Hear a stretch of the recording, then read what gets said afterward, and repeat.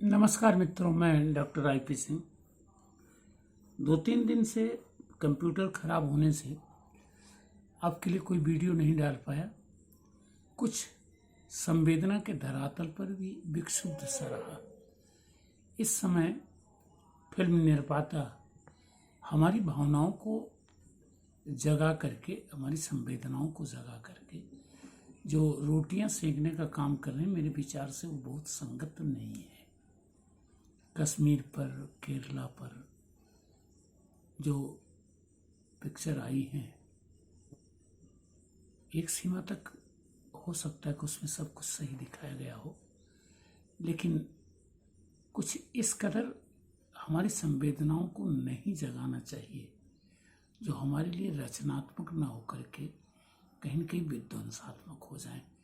ये बात इसलिए कह रहा हूँ कि अभी 2 दिन पहले 23 तारीख को बेटे का जन्मदिन था, तो उसकी जिद पर गदर 2 देखने के लिए आगरा गया। मित्रों, 10 साल बाद बल्कि 20 साल मान लें, 10 और 20 साल के बीच किसी पिक्चर हॉल में मैं घुसा था। सबसे पहले तो 1500 रुपये किराया देना पड़ा। 1800 रुपये का टिकट आया 6 लोगों का। 300-350 टैक्स लग गया। और उसके बाद गेट पर पहुंचे तो नंगा झूरी ऐसे ली गई जैसे कोई आतंकवादी हो, लेकिन उचित भी था, बुरा मानने की बात नहीं है। इसके बाद अंदर गए तो सब कुछ रखवा लिया गया था, मतलब केवल अपने शरीर पर वस्त्र था और एक चाबी चश्मा दे दिया था, मोबाइल जरूर अलाउ कर दिया था।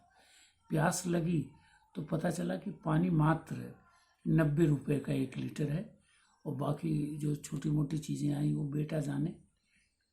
लेकिन 10 मिनट लेट भी पहुँचे थे, किसी तरह से सीट तक पहुँचे तो सनी देओल साहब गड्डी लेके निकले हुए थे और दिल पता नहीं कहाँ छोड़ आए थे। तालियां बज रही थी और वो डांस कर रहे थे, हमको भी अच्छा लगा। इसके बाद हमारा भावनात्मक शोषण शुरू हो गया, जिसको कहूँगी मैं मूर्ख बनाने की कला कि अपनी दक्षता निदेशक महोदय दिखाने लगे। समझे आपने? भला सोचिए कि कौन सा भारतवासी होगा जो अपनी तहजीब से प्यार नहीं करेगा, जो ये नहीं कहेगा कि हिंदुस्तान जिंदाबाद था, हिंदुस्तान जिंदाबाद है और हिंदुस्तान जिंदाबाद रहेगा। लेकिन इस आवेग में पड़ोसी को गाजर मूली की तरफ प्रस्तुत करना क्या संगत है? मैं ये मानता हूँ कि पाकिस्तान मिट जाए तो बहुत अच्छी बात है, लेकिन क्या आप ये नहीं मानेंगे कि पाकिस्तान है इसलिए हमारा भी वजूद अपनी एक पहचान बना रहा है। उस सशक्त पड़ोसी के नाते हम स्पर्धा में उसके मुकाबले बहुत आगे बढ़ने की कोशिश कर रहे हैं और राजनीति के क्षेत्र में, सैनिक सामरिक क्षेत्र में, धर्म के क्षेत्र में, विज्ञान के क्षेत्र में, आर्थिक क्षेत्र में हम न जाने कितना उससे आगे बढ़ गए हैं। इतना आगे बढ़ गए हैं कि आज महाशक्तियों रूस और अमेरिका को भी चुनौती देने की स्थिति में। उसी दिन जिस दिन वो गड्डी लेके श्रीमान जी निकले थे, उससे पहले भारत का चंद्रयान जो था वो चंद्रमा पर उतर चुका था।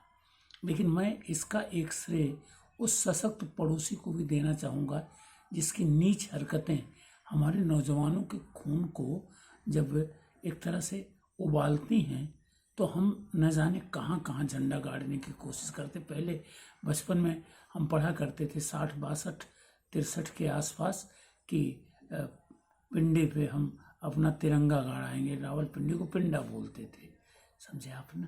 तो ये तो सही है। सचिन तेंदुलकर हमारा चहेता जब ताव में आता है तो रावलपिंडी एक्सप्रेस को उसकी ट्रैक से उतार देता है।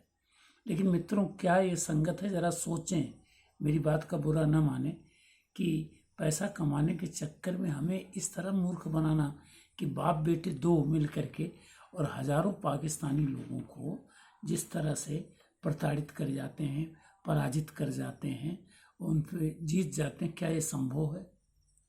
अरे आवेग में इतना भी मत बह जाइए या हमको बहा दीजिए कि हम अपनी सच्चाई को भूल जाएं। हमें पाकिस्तान की शक्ति का, उसके कुकर्मों का एहसास होना चाहिए और उस एहसास से निपटने के लिए हमें रचनाधर्मी स्वरूप देना चाहिए। केवल एक अतिशयोक्त अलंकार होता है ना, उससे भी आगे हिंदी में एक अलंकार होता है ऊहात्मक, समझे आप ना। और ऊहात्मक अलंकार में होता है कि जो एक गंदी सी कविता पढ़ी गई ना, उड़ गयो आकाश बिना पंख का सुगना, माने आकाश में उड़ गया ऐसा तोता जिसके पंख ही नहीं थे। तो मैं अपनी बात पूरी करूं, इसके लिए मैं दुष्यंत कुमार जी की गजल की कुछ पंक्तियां दे रहा हूं, जिसमें उन्होंने कहा है कि तुम्हारे पाँव के नीचे कोई जमीन नहीं, कमाल ये है कि फिर भी तुम्हें यकीन नहीं।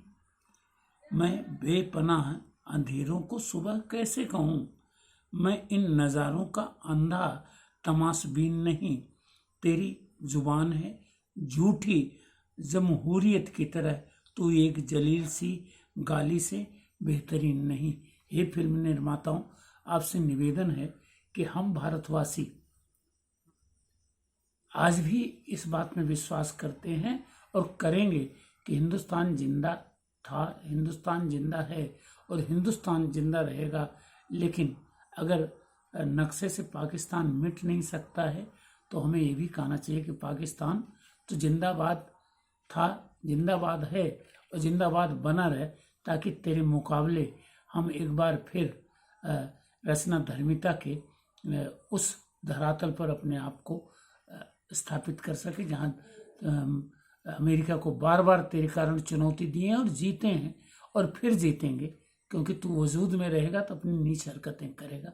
लेकिन संवेदनाओं को बिल्कुल निराधार बना के प्रस्तुत करने की कोशिश न करें, हमें रचनाधर्मी स्वरूप दें, हमारे उत्साह का परिमार्जन करें, हमारी कमियां भी हमें बताएं और पाकिस्तान की कमियां तो बताएं हैं, लेकिन अतिशयोक्ति की शैली में नहीं। बहुत बहुत धन्यवाद। उम्मीद है कि आपको मेरा वीडियो पसंद आएगा। Thank you.